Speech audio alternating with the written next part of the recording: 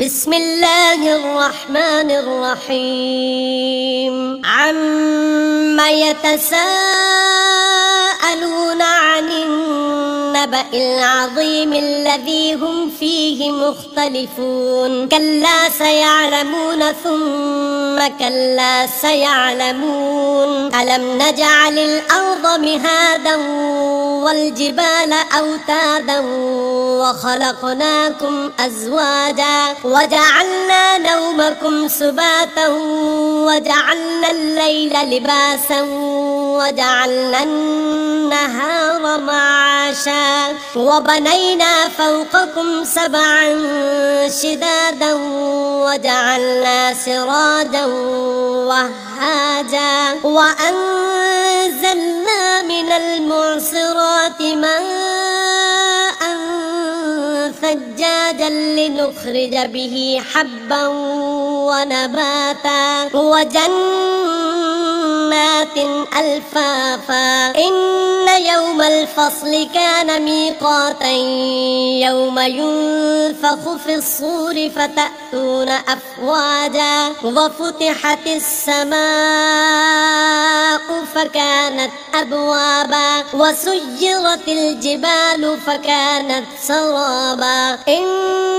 جهنم كانت مرصادا للطاغين مآبا لابثين فيها أحقابا لا يذوقون فيها بردا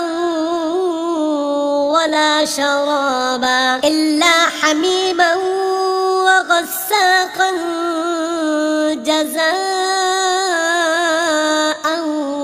وفاقا إنهم كانوا لا يرجون حسابا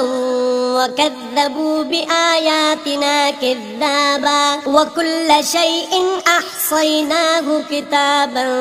فذوقوا فلن نزيدكم إلا عذابا إن للمتقين مفازا حدائق وأعنابا وكواعب أترابا وكأسا دهاقا لا يسمعون فيها لغوا ولا كذابا جزاء من ربك عطاء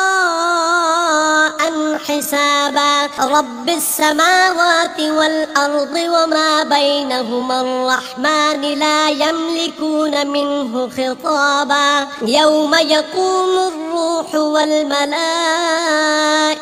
صفا لا يتكلمون إلا من أذن له الرحمن وقال صوابا ذلك اليوم الحق فمن شاء اتخذ إلى ربه مآبا إنا أنذرناكم عذابا قريبا يوم ينظر المرء ما قدمت يداه ويقول الكافر يا ليتني كنت ترابا.